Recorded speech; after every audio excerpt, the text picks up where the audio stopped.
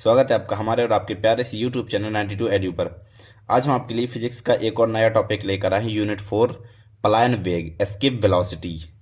ये आपने कभी न कभी शब्द ज़रूर सुना होगा पलायन वेग का। तो आज हम जानेंगे पलायन वेग के बारे में सब कुछ। तो चलिए शुरू करते हैं पलायन वेग का टॉपिक। तो अगर आप बीएससी के स्टूडेंट हैं तो आपने पढ़ रखा होगा पहले से कि पलायन वेग जिस वेग से हम किसी वस्तु को फेंके और पृथ्वी के गुरुत्वीय क्षेत्र को पार कर जाए तो वो वेग पलायन वेग होता है। लेकिन हम पलायन वेग के बारे में बहुत ही ज़्यादा अंदर घुसकर उसके बारे में पढ़ेंगे। तो देखिए, जैसे ये मान लो ये पृथ्वी है, ठीक है, और आप ये खड़े हैं। अब आपने कोई गेंद हाथ में लिए हैं आप। अब गेंद आपने फेंकी, ठीक है। अभी आपका वेग कुछ है आपका वेग, मान लीजिए कुछ भी है। तो आप गेंद ऐसे फेंकेंगे और थोड़ी देर बाद ऐसे ऐसे होके आपके पास वापस आ जाएगी। क्लियर। और ये वापस क्यों आ गई? क्योंकि पृथ्वी जो अर्थ है हमारी, इसका कुछ ना कुछ गुरुत्वीय क्षेत्र होगा, तो गुरुत्वीय क्षेत्र की तीव्रता भी होगी।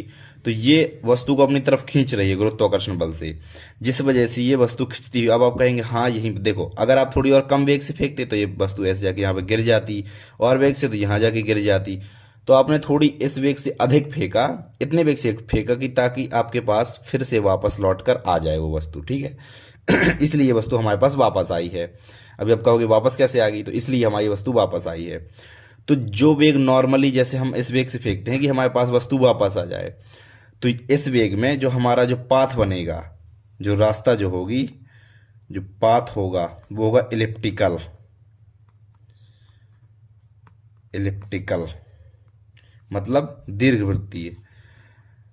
जो हमारा पाथ होगा वो दीर्घवृत्तीय होगा, दीर्घवृत्ताकार होगा। दीर्घवृत्ताकार जैसे जब आप केपलर्स लॉ पढ़ेंगे तो पृथ्वी जो है हमारी दीर्घवृत्तीय, ये होता है दीर्घवृत्त। अगर हम किसी वृत्त को ऊपर से और नीचे से ऐसे दबा दें, दोनों ऐसे दबा दें ऊपर से नीचे से, तो ये चपटा हो जाएगा, और चपटे में ये इलिप्टिकल जो दीर्घवृत्तीय बन जाता है, दीर्घवृत्त बन जाता है, ठीक है, इलिप्स जिसे कहते हैं। तो आपने कुछ वेग दिया जिसकी वजह से जो हमारा जो पाथ है वो इलिप्टिकल हो गया। अब आपने वेग थोड़ी सा और बढ़ाया, वेग अपन ने बढ़ाया थोड़ी सा और, लगभग हमने वेग कर दिया लगभग 8 किलोमीटर पर सेकेंड। हमने वेग हमारा कर दिया 8 किलोमीटर पर सेकेंड का। तो इस वेग से अगर आप किसी वस्तु को फेंकते हैं, ध्यान से सुनिए, ये चीज़ ज़रूरी है सुनना। अगर आप 8 किलोमीटर पर सेकेंड से किसी वस्तु को फेंकते हैं तो वो घूमकर आपके पास आती है, और जो पाथ बनेगा यहाँ पर, वो पाथ बनेगा सर्कुलर पाथ, बिल्कुल सर्किल बनेगा यहाँ पर। मतलब अगर आपको किसी वस्तु, जैसे किसी वस्तु को कितने वेग से फेंकी, वो पृथ्वी के चारों ओर सर्कुलाकार पाथ में घूमती रहे, बिल्कुल बिल्कुल गोल गोल घूमती रहे, तो वो वेग है हमारा 8 किलोमीटर पर सेकेंड। जो उपग्रह होते हैं वो इसी वेग से पृथ्वी के चारों ओर घूमते हैं। तो ये वेग जो होता है ये उपग्रहों का वेग होता है।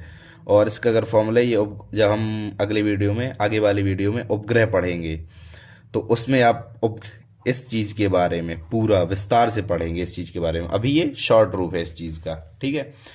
तो अगर आपने नॉर्मली फेंका वेग से तो वहां पर पाथ जो होगा वो इलिप्टिकल बनेगा, दीर्घवृत्तीय पाथ बनेगा। अब अगर आपने थोड़ी वेग बढ़ाया और 8 किलोमीटर पर सेकंड कर दिया तो वहां पर जो हमारा पाथ होगा वो सर्कुलाकार होगा, वृत्तीय पथ होगा हमारा। यहाँ पर लिख दूं वृत्तीय पथ, ठीक है। अगर आपने 8 किलोमीटर पर सेकंड से फेंका, अब आपने वेग अपना थोड़ी और बढ़ा दिया, और ये वेग ग्रेटर देन 8 किलोमीटर पर सेकेंड, इससे और बढ़ा दिया। 8 किलोमीटर पर सेकेंड से वेग अपन ने और बढ़ा दिया, तो ये फिर ऐसे घूमेगा। यहां पर फिर से दीर्घवृत्त बना लेगा। तो ये जो पाथ इसमें फिर से होगा, ये फिर से दीर्घवृत्त होगा, इलिप्टिकल पाथ होगा, दीर्घवृत्तीय इलिप्टिकल पाथ होगा। सबसे पहली कंडीशन थी कि अगर हम थोड़ी सा वेग देते हैं तो गिर जाती है, ठीक है। फिर उसके बाद लगभग इतना वेग देते हैं कि वापस हमारे पास आ जाए, तो वो, और अगर वेग 8 किलोमीटर पर सेकंड से कम है तो, और हमारे पास आ रही है, तो वहाँ पर जो पाथ बनेगा वो होगा दीर्घवृत्तीय पाथ। और इसके बाद अगर हमने 8 किलोमीटर पर सेकंड लगभग उतना ही वेग दे दिया तो यहाँ पर जो पथ बनेगा वो सर्कुलाकार बनेगा। ये कंडीशन थी हमारी पहली, ये दूसरी और ये है तीसरी। First, second, third. हाँ, अब आपको बेहतर समझ में आएगा। फर्स्ट कंडीशन में ये था हमारा, सेकंड में ये था सर्कुलाकार, और थर्ड में ये फिर इलिप्टिकल, दीर्घवृत्तीय गति। ठीक है, अभी 3 चीज़ें। अब चौथी चीज़ जो आती है कि अगर आप v को और बढ़ाएं और लगभग v को और बढ़ाएं और लगभग आप 11.2 किलोमीटर पर सेकंड कर दें, तो अब जो चौथी कंडीशन है वो ये है चौथी कंडीशन। तो अगर आपने 11.2 किलोमीटर पर सेकंड की गति दे दी अपनी किसी पत्थर या किसी वस्तु को, तो वो पृथ्वी के गुरुत्वीय क्षेत्र को पार कर जाएगी। इतने वेग, अगर आप 11.2 किलोमीटर पर सेकंड का वेग देते हैं किसी वस्तु को, तो पृथ्वी के गुरुत्वीय क्षेत्र को पार कर जाती है, और यही वेग होता है पृथ्वी का पलायन वेग। इस वेग की वैल्यू आपको हमेशा याद रखनी है, 11.2 किलोमीटर पर सेकंड होती है। इसका फॉर्मूला होता है √2g/r। r है रेडियस ऑफ अर्थ। और इस कंडीशन में आपका पाथ कैसा बनेगा, सोचने वाले होते, पाथ हमारा कैसा बनेगा? तो ये पाथ हमारा बनेगा पैराबोलिक, परवलयाकार। इस प्रकार से पाथ हमारा बनेगा, ये बनेगा परवलयाकार पथ।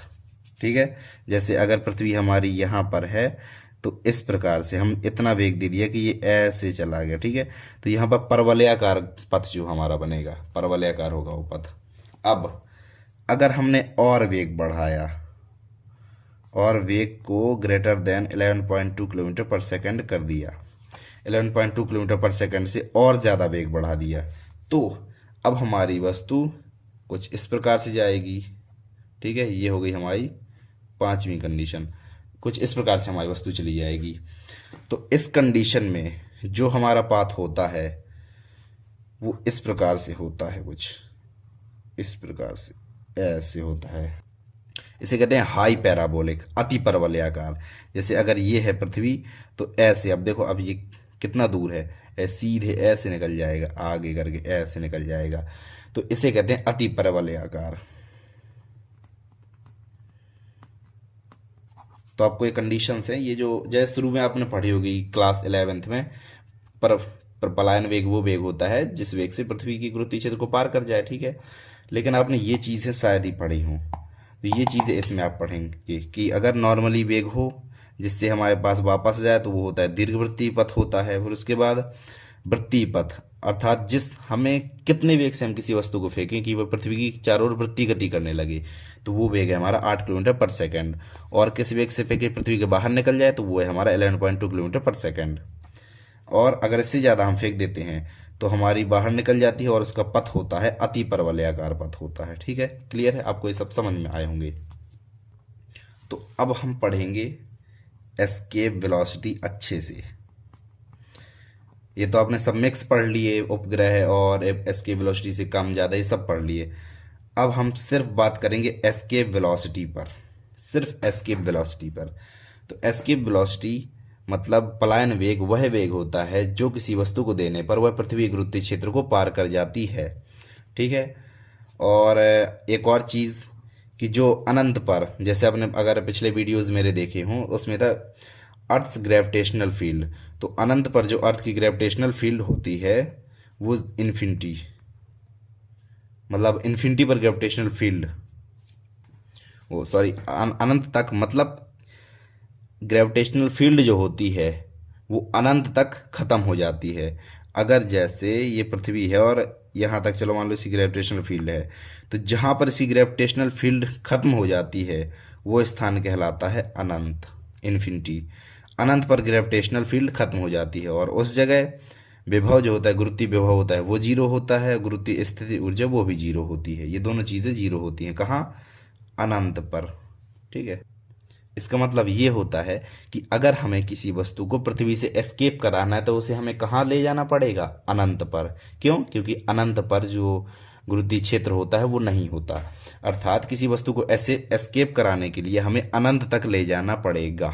ठीक है, और अनंत पर जो टोटल एनर्जी होती है वो ज़ीरो होती है अनंत पर। टोटल ये देखो गुरुत्वीय स्थिर ऊर्जा कहाँ जीरो है, बिल्कुल सब जीरो होता है अनंत पे, टोटल एनर्जी जीरो होती है।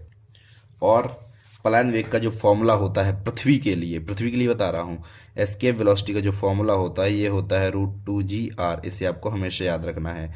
बीएससी में इसका डेराइवेशन नहीं है, तो बीएससी में इसे मैं डेराइवेशन नहीं बताऊंगा क्योंकि इसका डेराइवेशन नहीं है बीएससी में। और पलायन वेग किसी, जैसे ये तो हुआ पृथ्वी के लिए पलायन वेग, लेकिन क्या मंगल ग्रह के लिए भी यही पलायन वेग होगा? नहीं होगा। मंगल ग्रह मतलब अन्य प्लैनेट्स के लिए जो पलायन वेग अलग अलग होते हैं, तो उसका फॉर्मूला होता है √2gm/r। ये फॉर्मूला आपको याद रखना है, √2gm/r। ये हर प्लैनेट के लिए वैध है, हर प्लैनेट के लिए वैलिड है, ये केवल पृथ्वी के लिए वैलिड है। तो अब जो बीएससी में है कि पृथ्वी का पलायन वेग ज्ञात कीजिए, find the escape velocity of earth. तो पृथ्वी का पलायन वेग हम कैसे, देखो ये तो होगा फॉर्मूला हमारे पास, v=√2gr। फॉर्मूला तो हमारे पास है। अब पृथ्वी का पलायन वेग हम ज्ञात कैसे करेंगे, चलिए देखते हैं। जो वैल्यूज़ हैं बस वो हमें पुट करना है। स्मॉल जी का मान क्या होता है? स्मॉल जी मतलब गुरुत्वीय त्वरण, तो स्मॉल जी का मान होता है 9.8 मीटर पर सेकेंड स्क्वायर। ये होता है गुरुत्वीय त्वरण, ग्रेविटेशनल एक्सेलरेशन। और कैपिटल आर जो रेडियस ऑफ अर्थ है, पृथ्वी की त्रिज्या है, वो होती है 6400 किलोमीटर। अगर हम मीटर में लिखें तो 6.4 × 10⁶ मीटर। 6400 किलोमीटर जो पूरी त्रिज्या होती है उसे हमने मीटर में बदल लिया।